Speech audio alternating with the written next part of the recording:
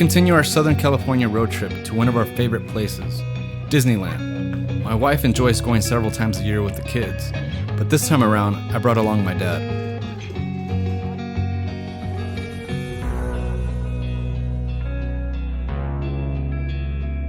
The hotel workers and people walking around the park were extremely nice and friendly. This was our first time staying at the Disneyland Hotel, which was pretty cool.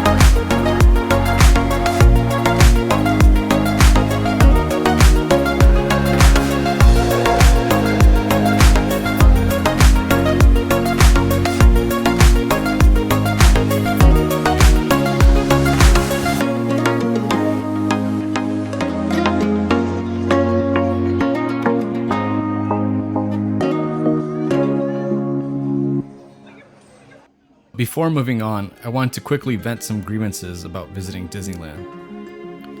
Number one, it's ridiculously expensive. It's crazy to think how a lot of families barely making ends meet can save up to go for a day. Number two, parade and shows? Forget it. They start sectioning off areas over an hour beforehand, so now imagine trying to reserve your spot with one or more kids who just cannot sit still for more than a few minutes. Number three, it's chaotic. The sheer number of people is beyond control. They've stated previously that they were limiting the number of tickets. However, it seemed ridiculously packed. It's hard to enjoy when you're constantly trying to figure out how to reserve a spot on the Genie Plus app while maneuvering through a massive crowd of people. Number four, it's mostly just older people making up most of these lines. These hardcore fans never want to grow out of that nostalgia. I mean, I don't blame them. But it's hard to get on your kid's favorite ride when the lines are massive, which leads me to my next point. Number five, the lines are ridiculously long. It's hard to keep active kids occupied, but when it gets hot and you're standing outside, it gets brutal. Which is why they need a better system like at Universal Studios, where kids can wait in an air-conditioned area until one of the parent rides and the other one can hop on. Number six, rides are constantly breaking down. I can't begin to tell you the number of times I've waited in one line for the ride to break down, hop on another ride, that ride break down, and then you're stuck there in the middle with nothing else to do. Number seven, the food is not that great. Yes, it's definitely getting better, but man, it can get overpriced. Oh, and if the grandparents who have trouble standing are going along, the cast members yell at you for sitting down in non-designated areas before and during shows. And you can't sit down on the floor either. Crowd management is ridiculous. With these long lines for everything, including to use the restroom, it's an IBS nightmare. It's something I've always worried about when visiting with my irritable bowel syndrome.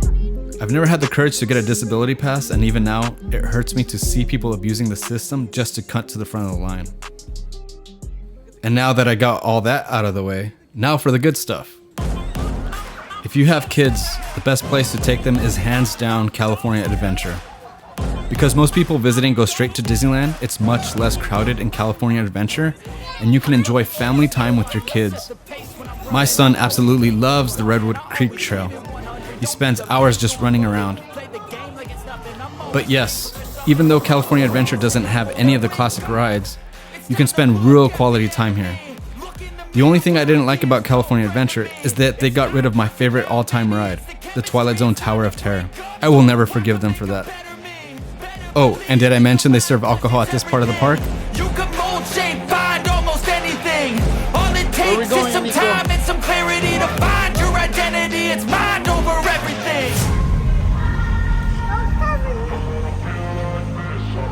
Whoa, Nico, we're high up. Yeah, we were like in the Andes. Just like in the Andes? And when I feel like this, I'm Whoa.